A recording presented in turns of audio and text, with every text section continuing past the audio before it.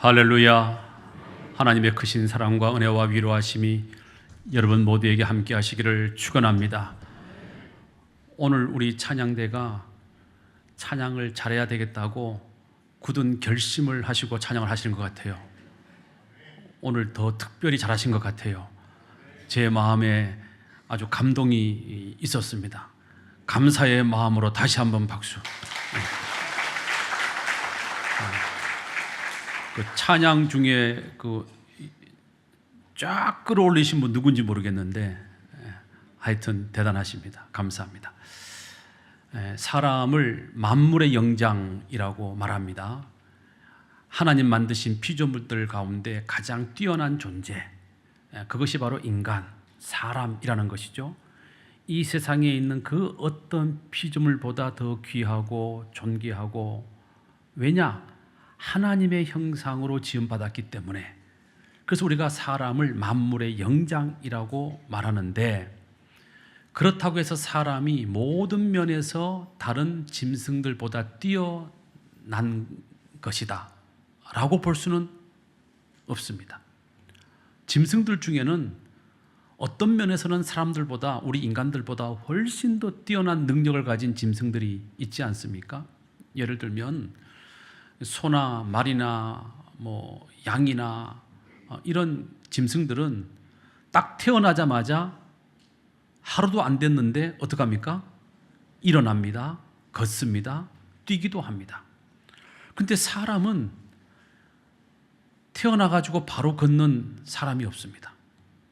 몇 개월이 걸리기도 하고, 좀 발육이 늦으면 1년이 걸리기도 하고, 걷는 것도 짐승보다 늦습니다.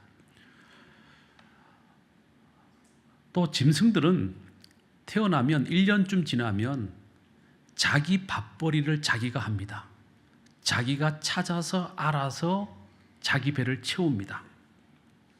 그런데 우리 인간은 30년을 키워도 자기 밥 하나 못 찾아 먹는 인간들이 얼마나 많은지 모릅니다.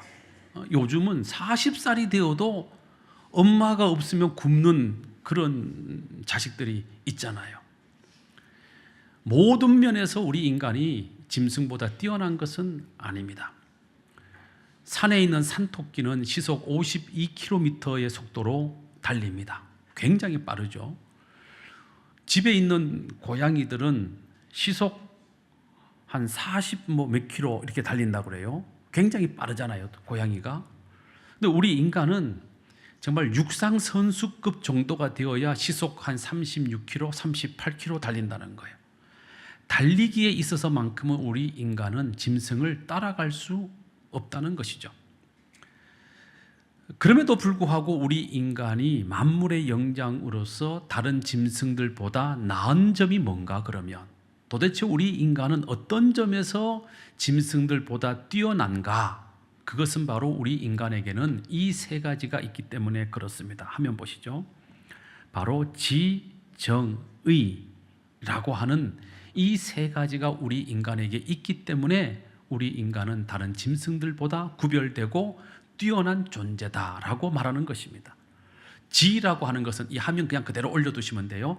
지라고 하는 것은 말 그대로 생각하고 사고하고 판단하고 결정하고 개선해 나가는 이성적인 능력, 지성의 능력을 우리 인간들은 가지고 있다는 것입니다.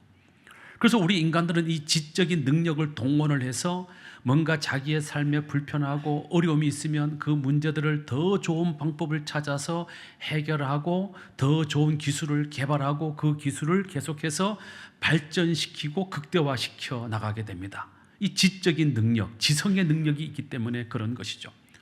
그래서 우리 인간들은 걷다 보니까 힘들어요, 피곤해요. 그러니까 이거 뭔가 타고 갈 게 필요하구나.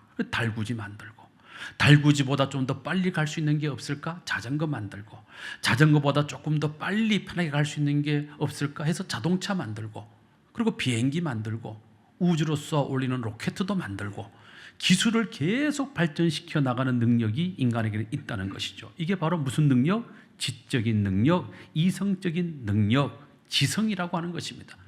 그런데 짐승들에게는 이런 것이 없죠. 여러분들 짐승들 가운데 나 피곤해, 타고 갈 자전거가 필요해, 그래서 자전거 만드는 소나 말이나 돼지 보신 적 있습니까?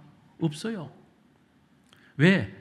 짐승들에게는 이런 지적인 능력, 지성적인 능력, 이성적인 능력이 없기 때문에 그렇습니다.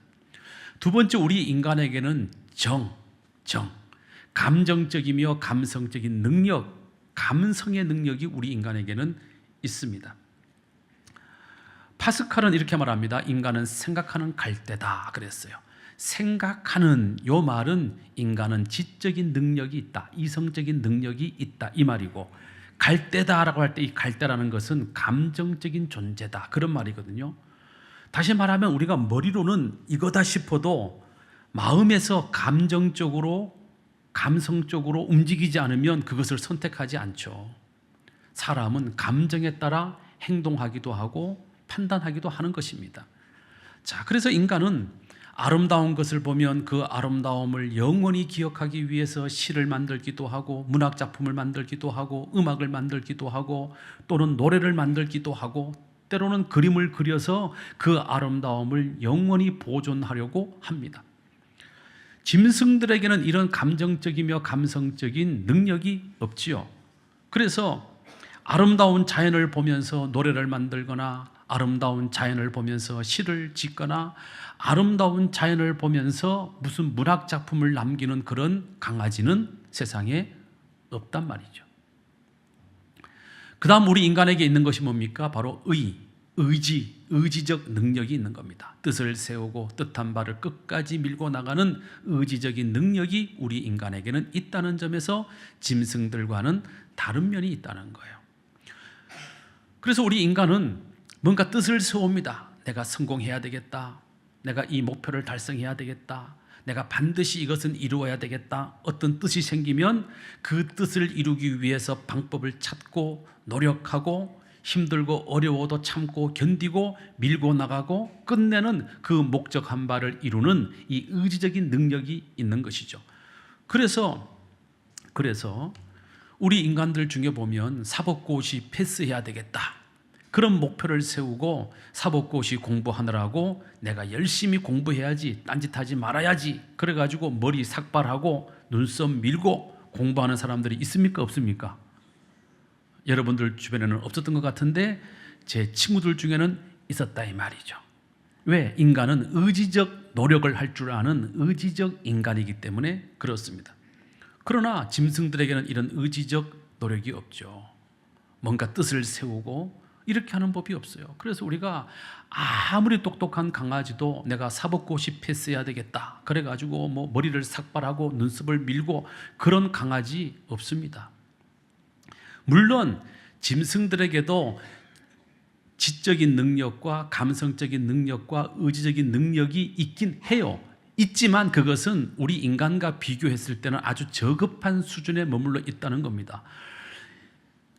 강아지도 어느 정도 지적인 능력이 있기 때문에 인간이 훈련을 시키면 훈련한 대로 알고 행동을 하잖아요.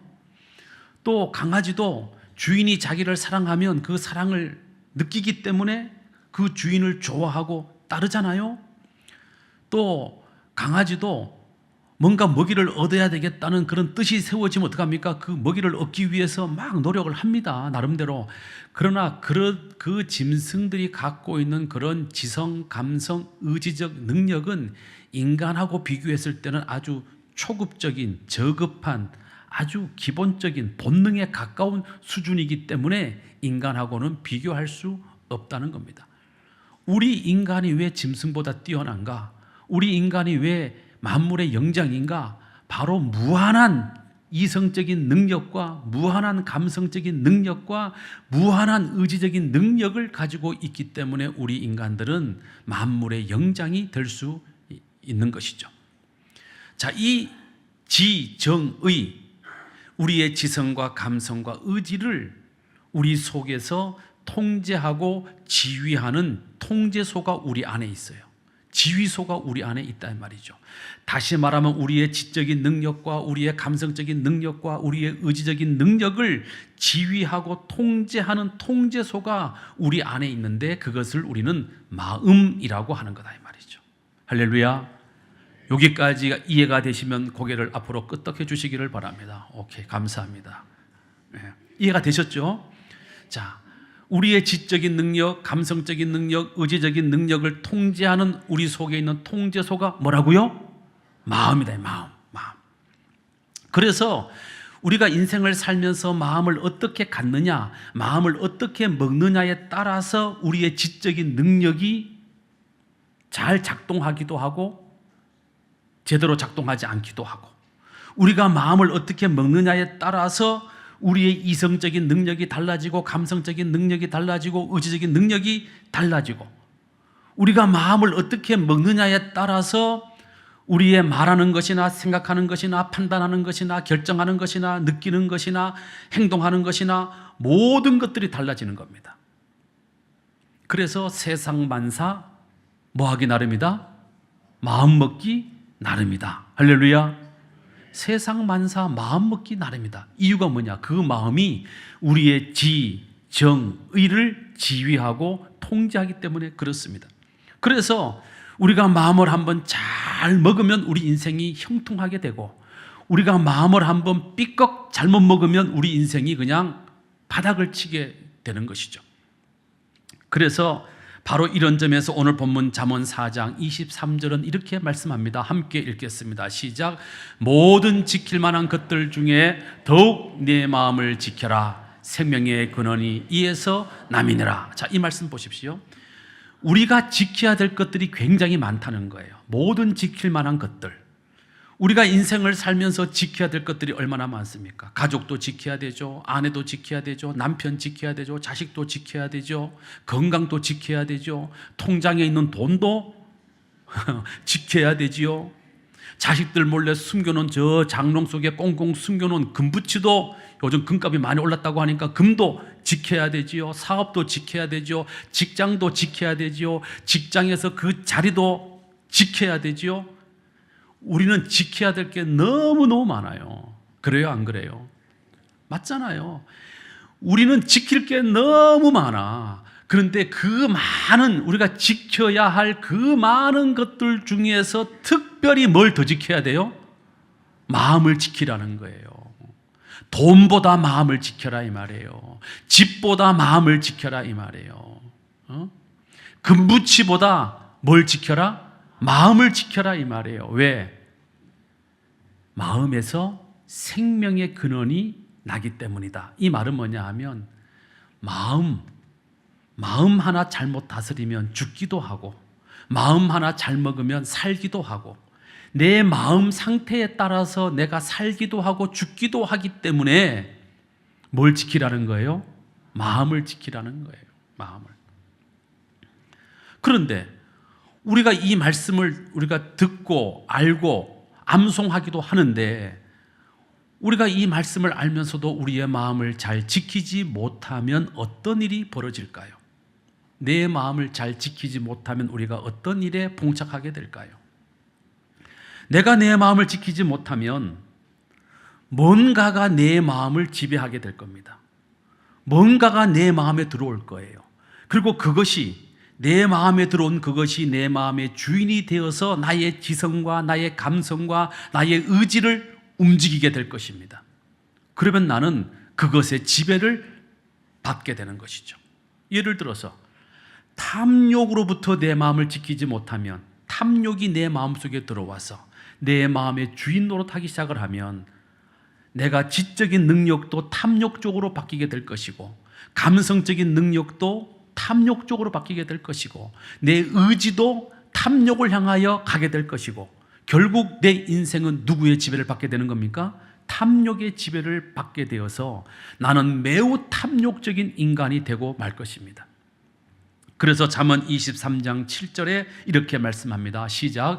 대저 그 마음의 생각이 어떠하면 그 위인도 그러하다 그랬습니다.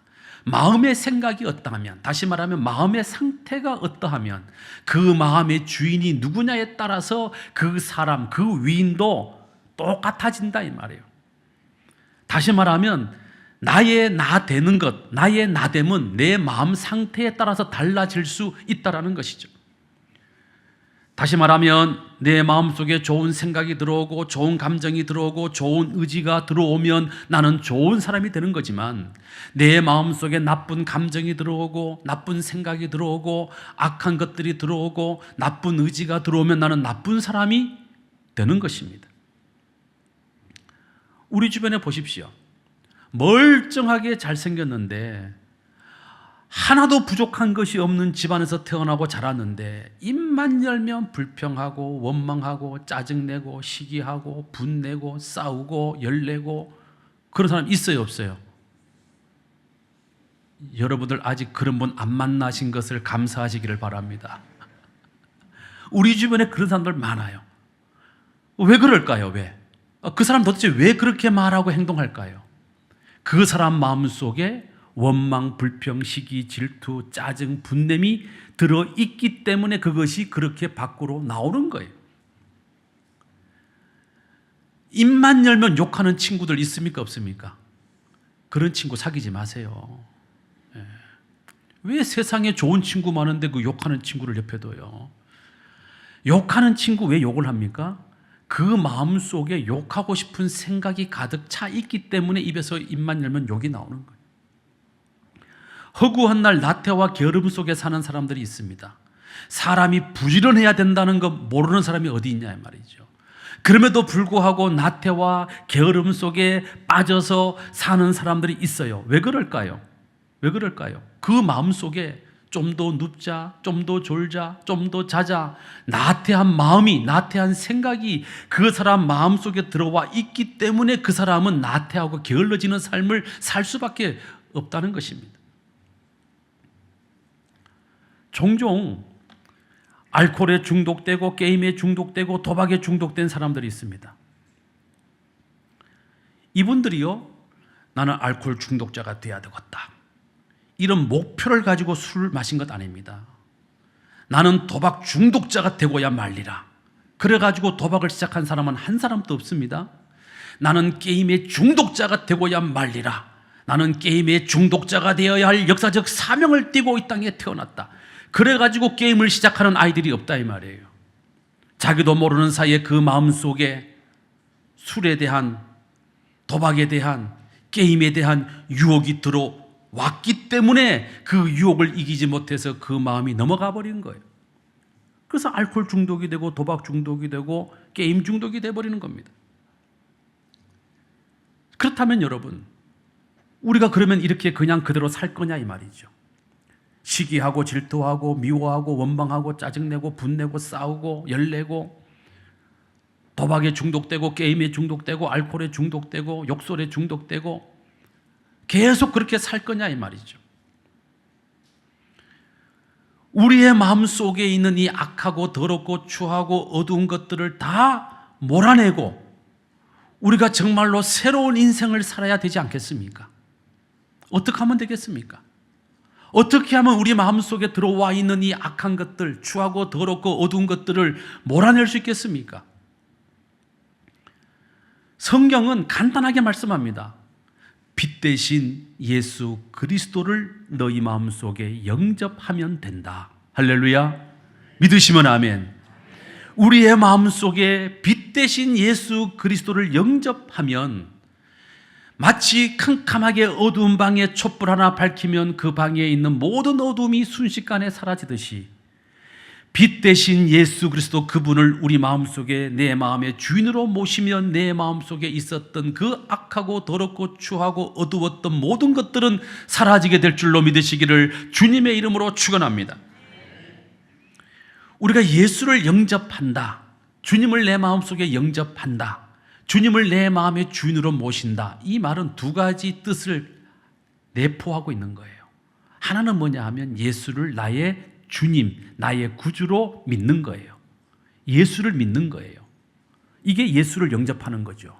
두 번째는 뭐냐 하면 예수를 믿을 뿐만 아니라 예수님의 뜻대로, 예수님의 말씀대로 행하며 사는 거예요. 이 두 가지가 함께 이루어질 때에만 비로소 그 사람이 예수를 진실로 믿는 것이고 진실로 그 사람이 예수를 영접한 사람이 되는 것입니다. 예수를 믿는데 나는 나 하고 싶은 대로 살고 싶어. 내가 교회는 다니고 목사가 되고 장로가 되고 권사가 되고 집사가 되었지만 나는 내 하고 싶은 대로 살고 싶어. 엄밀히 말하면 그 사람은 예수 영접 안 한 겁니다. 더 엄밀히 말하면 그 사람 예수를 안 믿는 겁니다. 그분은 예수님의 뜻대로 살지 않는 사람입니다. 그런 사람들은 그 마음속에 여전히 어둠이 있는 거예요. 여전히 시기하고 질투하고 미워하고 분내고 성내고 화내고 싸우고 다투고 분쟁하고 세상의 여러 가지 악한 것에 임박히고 중독되어서 사는 겁니다. 우리가 진실로 예수를 영접하면 내 마음속에 빛이 들어오는 거예요. 그 빛이 어둠을 몰아내는 겁니다. 우리의 삶 속에 모든 더럽고 추하고 악하고 어두운 것들이 예수를 영접하고 믿고 그 말씀대로 사는 순간에 다 떠나가는 거예요. 그러므로 여러분, 오늘 이 시간에 빛 대신 예수 그리스도를 여러분들의 마음의 주인으로 영접하게 되시기를 주님의 이름으로 축원합니다. 예수를 확실하게 분명하게 믿으시기를 축원합니다. 그 예수님의 말씀대로 뜻대로 살아가게 되시기를 축원합니다. 자, 그렇게 빛 대신 주님을 내 마음의 주인으로 모시면 내 마음속에 있던 그 모든 악하고 더럽고 어두웠던 모든 세력들이 다 물러가, 다 몰아내죠, 다 사라져. 자, 그러면 이걸로 끝입니까? 나는 예수를 영접했으니까, 나는 예수님의 말씀대로 살려고 하니까, 성령이 나를 이제 이끌고 계시니까 나는 이제 아무 상관없다, 나는 이대로 살면 된다. 그렇지 않습니다. 그 다음이 훨씬 더 중요해요. 그 다음에 해야 될 일이 바로 뭐냐 하면, 빛 대신 예수 그리스도가 우리의 심령 속의 주인으로 오셔서 내 마음속에 있던 모든 어둠과 모든 악한 것과 모든 추한 것들을 다 몰아내셨는데, 다시는 그런 악하고 추하고 더럽고 냄새나고 부패하고 이런 것들이 다시는 내 마음속에 들어오지 못하도록 내 마음을 뭐 해야 돼요?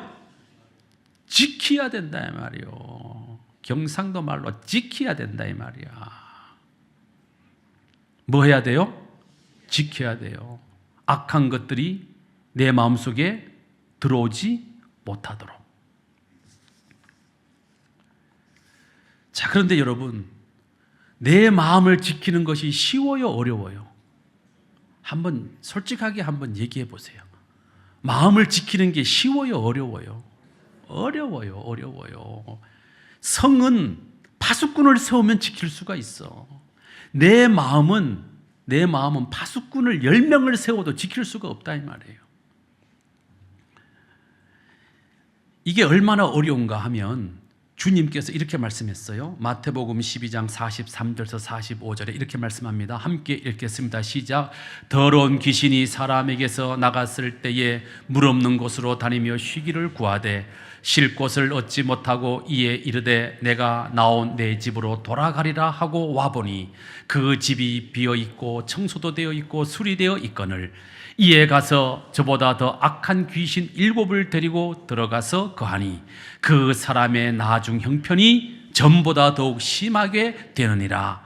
이 악한 세대가 또한 이렇게 되리라 그랬어요. 앞에 말씀 올려주세요. 앞에 하면, 자, 여기 보면 더러운 귀신이 그 사람에게서 나갔습니다. 왜 나갔을까요? 그냥 나갔을까요? 아니죠. 그 마음에 누구를 모셨기 때문에? 빛 대신 주님을 모셨기 때문에 그 사람 마음속에 있던 악한 귀신이, 더러운 귀신이 그 사람 마음속에서 떠나간 거예요. 떠나간 거예요. 그래서 그 사람 마음속에서 떠난 귀신이 나가가지고 다른 데 어디 쉴만한 데가 있나 찾아봤더니 쉴 데가 없어. 들어갈 데가 없어. 그래가지고 아이고 나는 내 집으로 가야 되겠다.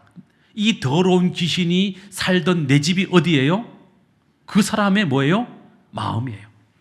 우리의 마음이 때로는 누구의 집이 되는 거예요? 더러운 귀신의 집이 될 수도 있다는 거예요.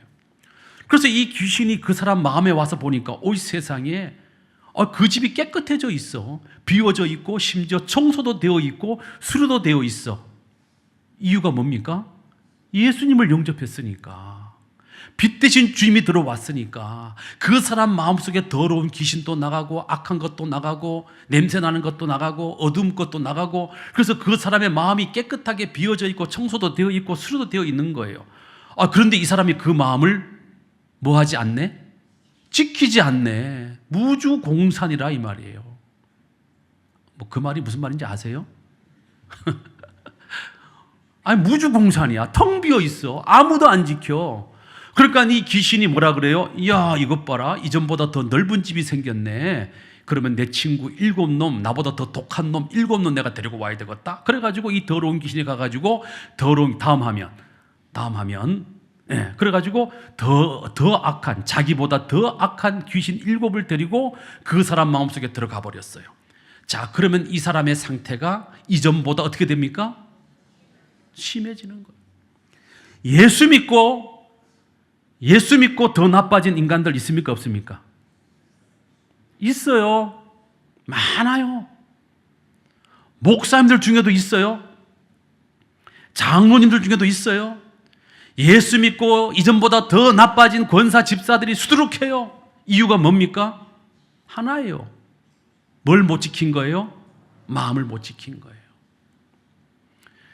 우리가 다 성령을 받아서 예수를 구주로 고백하고 영접하고 예수님의 뜻대로 살겠다고 세례도 받고 말씀도 공부하고 은혜도 받았어요. 그래서 마음을 깨끗하게 다 정리했다 이 말이에요. 그런데 그 다음에 우리가 해야 될 노력을 안 한 거죠. 마음을 못 지킨 거예요. 그러니까 더러운 귀신 7이 더 들어와 버린 거예요. 이전보다 더 악해진 거죠. 예수님이 가룟 유다를 선택할 때, 야, 요놈이 날 배신하겠구나, 그렇게 해서 선택하신 게 아니에요. 가룟 유다의 어떤 점이 예수님 마음에 너무 든 거예요. 야, 이 친구 쓸만하겠구나. 그래서 예수님의 제자로 선택하고 제자로 받아줬어요. 그런데 가룟 유다는 이전보다 더 악해졌어요. 이유가 뭘까요? 가룟 유다의 마음을 지키지 못했어요. 예수님께서 말씀하시기를 이 사람은 차라리 세상에 태어나지 않았으면 좋았을 뻔하였다 그랬어요. 그 상태가 얼마나 나빠졌으면. 뒤에 또 나와요, 가룟 유다 얘기는. 자, 여러분, 예수를 영접하고 깨끗해진 여러분들의 마음을 잘 지키시기를 축원합니다. 여러분들 마음을 지키지 못하면 이전보다 더 나빠집니다. 여러분, 그렇기 때문에 나 교회 다녀, 나 교회 집사야, 성도야, 나 교회 권사고 장로고 목사야, 이것 가지고 안 된다는 것입니다. 빛 대신 주님이 우리의 마음에 오셔서 몰아내신 귀신, 그 악하고 더럽고 추하고 냄새나는 그 모든 것들이 다시는 우리의 마음속에 틈타고 들어오지 못하도록 우리의 마음을 뭐하자? 지키자. 돈 지키려고 하지 말고 마음부터 지키자. 할렐루야. 건강 지키려고 여러분들 얼마나 노력합니까? 요즘 우리 집사람 새벽기도 끝나면 3시간 가까이 걷고 들어오고 저녁에 저랑 또 2시간 걷고 막 얼마나 건강을 지키는지 몰라. 건강 지키는 것도 중요하지만 뭘 지키자? 마음을 지키자 이 말이에요. 마음을 지키자. 할렐루야. 자리 지키려고 막 전전긍긍하고 막 끙끙거리고 막 여기 가서 아부하고 저기 가서 아부하고 여기 가서 돈 먹이고 저기 가서 돈 먹이고, 그거 하기 전에 뭐부터 지키자? 마음부터 지켜야 되는 거예요. 우리가 지켜야 될 것 너무너무 많이 있지만 정말로 우리가 지켜야 될 것은 내 마음부터 지켜야 된다는 사실을 기억하고 살아가는 여러분들 되시기를 주님의 이름으로 축원합니다. 자, 그러면 어떻게 해야 우리의 마음을 지킬 수 있을까요? 첫째, 함께 읽겠습니다. 시작. 마음을 지키는 일에 관심을 좀 가지셔야 돼. 내 마음 지키는 데 관심을 가져야 돼요. 그런데 우리 사람들은 그렇지 않아요. 마음 지키는 것에 관심 없어. 돈부터 지켜야 되고 금부터 지켜야 되고 자리부터 지켜야 되고 집도 지켜야 되고 남편 딴짓할까 봐 그냥 눈을 부릅뜨고 그냥 막 추적장치 달아가면서까지 남편 지키려고 그러고, 그런 것들 지키려고 그렇게 관심을 가지면서 왜 정작 가장 중요한 내 마음 지키는 데는 관심이 없냐 이 말이에요. 돈을 못 지켜도요, 마음을 지키면 다시 그 돈 벌면 되는 거예요. 내가 직장을 못 지켰더라도요, 내 마음만 안 무너지면 다시 취업하면 되는 거예요. 내가 사업이 망했더라도 내 마음을 지키면 다시 일어서면 되는 것이죠. 그런데 마음이 무너져 보세요. 마음이 무너져 보세요. 다 포기하게 되잖아요. 가룟 유다를 보십시오. 재물에 대한 욕심을 자기 마음에 들어올 때, 재물에 대한 욕심이 자기 마음으로 들어올 때 그 마음을 지키지 못했기 때문에 가룟 유다는 어떻게 됩니까? 요한복음 13장 2절 함께 읽겠습니다. 시작. 마귀가 벌써 시몬의 아들 가룟 유다의 마음에 예수를 팔려는 생각을 넣었더라. 가룟 유다의 마음에 이게 돼 있어요. 무슨 얘기입니까? 마음을 가룟 유다가 못 지킨 거예요. 돈에 대한 탐욕이 자기 마음으로 들어올 때 그 탐욕으로부터 자기 마음을 지키지 못하니까 사탄이 그 틈을 타고 그 마음속에 예수를 팔아서 은 30냥 챙겨야 되겠다는 생각을 심어버린 겁니다. 그래서 인류 역사상 가장 악한 배신자가 되는 것 아니겠습니까? 우리 모두 마음을 지키는 일에 관심을 갖게 되시기를 주님의 이름으로 축원합니다. 두 번째, 우리의 마음을 지키려면 두 번째, 시작. 말씀을 지켜야 합니다. 다 같이 잠언 6장 20절에서 24절 말씀을 함께 읽겠습니다. 시작. 내 아들아, 내 어버이의 명령을 지키며 내 어머니의 법을 떠나지 말고 그것을 항상 내 마음에 새기며 내 목에 매라. 그것이 네가 다닐 때에 너를 인도하며 네가 잘 때에 너를 보호하며 네가 깰 때에 너와 더불어 말하리니. 대저 명령은 등불이요 법은 빛이요 훈계의 책망은 곧 생명의 길이라. 이것이 너를 지켜 악한 여인에게 이방 여인의 혀로 호리는 말에 빠지지 않게 하리라. 할렐루야.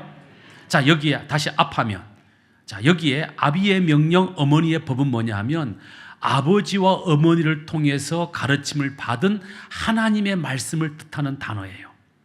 자, 하나님의 말씀을, 아버지로부터 들은 하나님의 말씀, 엄마로부터 들은 하나님의 말씀을 마음에 새기고 목에 매라. 이 말은, 자, 여러분, 강아지 목줄 매면 어떻게 됩니까? 목줄 잡은 사람이 끄는 대로 강아지가 따라오게 돼 있죠. 말씀을 목에 매라는 게 뭐예요? 말씀대로 살아라 이 말이야. 말씀이 이끄는 대로 가라는 얘기죠. 자, 그렇게 되면 하나님 말씀을 마음에 새기고 그리고 그 말씀대로 살면 그 말씀이 너를 인도하고 너를 보호하고 너를 지키고 다음 하면, 자, 너의 등불이 되고 너의 빛이 되고 너에게 생명의 길을 안내하기 때문에 너는 말씀대로 살면 그 말씀이 너를 지켜서 악한 것에 빠지지 않게 한다는 거예요. 다시 말하면 말씀을 지키면 그 말씀이 누굴 지켜요? 나를 지켜주는 거예요. 할렐루야. 말씀을 지킬 때 우리가 악한 짓 하지 않게 되고 악한 생각 하지 않게 되고 말씀대로 살려고 노력하면 말씀을 지키려고 하면 할수록 우리가 악한 범죄에 빠지지 않게 되고 우리의 마음을 악한 것으로부터 지켜주게 되는 것입니다. 말씀을 지키면 그 말씀이 여러분들을 지키는 거예요. 말씀을 지키면 그 말씀이 여러분들의 마음을 지켜주게 되는 것입니다. 세 번째, 마음을 지키려면 어떻게 해야 되는가? 믿고 기도의 자리를 지켜야 됩니다. 요한복음 14장 1절 주님이 이렇게 말씀합니다. 시작. 너희는 마음에 근심하지 말라. 하나님을 믿으니 또 나를 믿으라 말씀하셨습니다. 다시 말하면 이게 이런 말씀이죠. 마음을 근심으로부터 지키는 방법은 누굴 믿는 것이다? 하나님을 믿는 것이다 이 말이에요. 여러분들 근심이 얼마나 많아요? 걱정이 얼마나 많아요? 염려가 얼마나 많아요? 두려움이 얼마나 많아요? 얼마나 불안하고 초조합니까? 이것들로부터 내 마음을 지키는 길은 누구를 믿는 것이다? 하나님을 믿는 것이다. 아멘. 예수를 믿는 것이다. 아멘. 그런데 여러분, 하나님 믿잖아요. 예수 믿으시잖아요. 그런데 마음에 근심이 있어요, 없어요? 이상하네. 믿으면 근심이 없어져야지. 하나님 믿는데, 예수를 믿는데 여러분 근심, 걱정, 염려, 불안, 초조 있어요, 없어요? 있잖아요. 솔직히 말을 해야지. 있잖아요. 왜 안 없어졌을까요? 이게 무슨 얘기냐면 하나님을 믿는다고 해서 자동적으로 내 마음에서 근심, 걱정, 염려가 사라지는 것은 아니다 이 말이에요.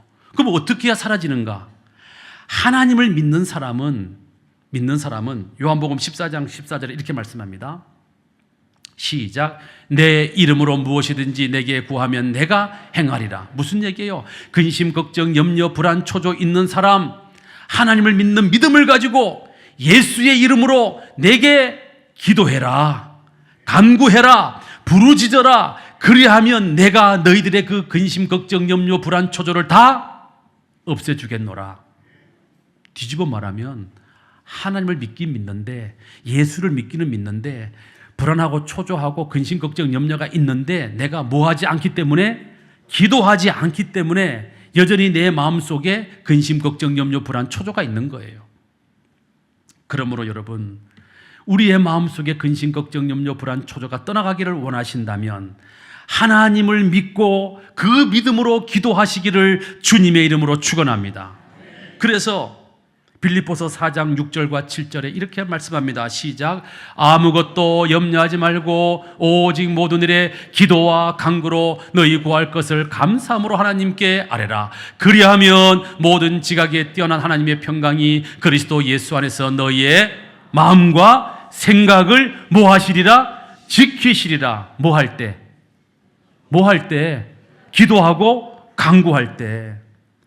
우리가 하나님을 믿는 믿음을 가지고 기도하고 부르짖고 간구하고 하나님께 기도하면 하나님께서 우리의 마음과 생각을 지켜주신다. 할렐루야. 그래서 근심, 걱정, 염려, 불안, 초조가 떠나가고 마음의 평강이 찾아오게 되는 줄로 믿으시기를 주님의 이름으로 축원합니다.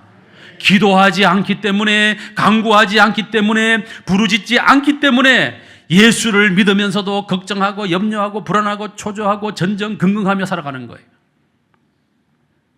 그러므로 여러분, 믿음을 가지고 기도의 자리를 지키시면 여러분들의 마음을 하나님이 지켜주실 줄로 믿으시기를 주님의 이름으로 축원합니다. 마지막 네 번째, 마음을 지키려면 소망을 가져야 합니다. 뭘 가져야 된다고요? 소망을 가져야 됩니다. 소망이 무엇입니까?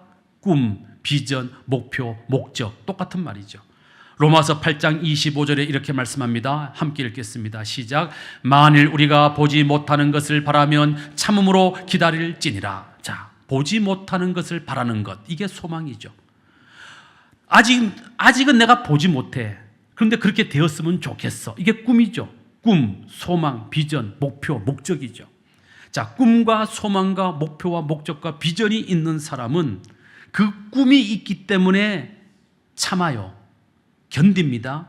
인내합니다. 어떤 유혹에도 마음이 흔들리지 않습니다. 이유가 뭡니까? 소망 때문에. 그 꿈을 이루어야 하니까. 그래서 꿈이 있고 소망이 있고 목적과 목표가 분명한 사람은 마음을 지킬 수가 있어요. 근데 꿈이 없어, 소망이 없어, 비전이 없어, 바라는 바도 없어, 아무것도 없어. 그러면 그 사람은 바람에 나는 겨와 같이 이리 흔들리고 저리 흔들리고 왔다 갔다 하고, 친구가 꼬시면 꼬시는 대로 넘어가고, 유혹하면 유혹하는 대로 넘어가고 왔다 갔다 하는 거예요. 그러므로 여러분들 인생에 분명한 꿈을 가지시기를 주님의 이름으로 축원합니다. 비전을 품게 되시기를 축원합니다. 소망을 갖게 되시기를 축원합니다. 불안, 초조, 두려움이 우리의 마음속에 틈타고 들어오지 못하도록 여러분 분명한 꿈을 가지고, 목표를 가지고, 소망을 가지고, 비전을 가지고 할렐루야 살아가는 여러분들 되시기를 주님의 이름으로 축원합니다. 사랑하는 성도 여러분, 부디 제발 마음을 지키십시오. 돈보다 소중한 마음입니다. 직장보다 중요한 마음입니다. 모든 것을 잃어도, 내가 죽을 병에 걸렸을지라도, 내가 직장에서 쫓겨나고 사업이 망했을지라도, 하늘이 무너지고 땅이 꺼지는 그런 끔찍한 일을 내가 당했다 할지라도, 슬픔을 당하고 이별을 당하고 배신을 당하고 내가 참혹한 지경에 처해 있다 할지라도 마음을 지킬 수만 있다면 그 사람은 그 모든 것들을 능히 이기고 남음이 있을 줄로 믿으시기를 주님의 이름으로 축원합니다. 그러므로 여러분, 우리의 마음은 성을 쌓는다고 지키는 것이 아닙니다. 총을 든다고 우리의 마음을 지키는 것이 아닙니다. 방패를 가지고 막는다고 우리의 마음을 지키는 것이 아닙니다. 우리의 마음은 따라합시다. 우리의 마음은 말씀으로, 소망으로, 기도로 지키자. 할렐루야. 이 말씀대로 마음을 지키는 여러분들 되시기를 주님의 이름으로 축원합니다. 거룩하신 아버지 하나님, 마음이 무너지는 시대에 우리가 살고 있습니다. 때로는 병들어서, 때로는 직장을 잃어서, 때로는 망해서, 때로는 힘들고 어려운 일들이 생겨서, 다른 것보다도 마음이 먼저 무너져서 일어서지 못하고 주저앉아 포기하고 낙심하고 안타깝게 인생을 살아가는 이들이 있습니다. 주여, 우리 모든 거함의 성도들 오늘 이 말씀을 기억하고 말씀으로, 기도로, 소망으로 자신의 마음을 든든하게 지켜서 악한 것이 다시는 틈타고 들어오지 못하도록 우리 마음을 지켜나가는 하나님의 거룩한 백성들 다 되게 하여 주시옵소서. 예수님 이름으로 기도드리옵나이다. 아멘.